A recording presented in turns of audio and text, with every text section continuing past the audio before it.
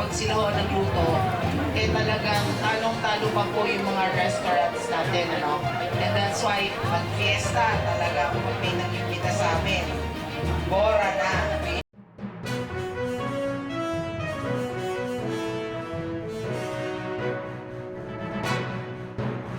Nagtugegaraw when it comes to our dishes here in the city.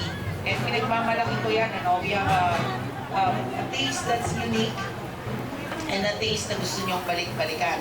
So I hope that everyone who's here now will enjoy the same way with much gusto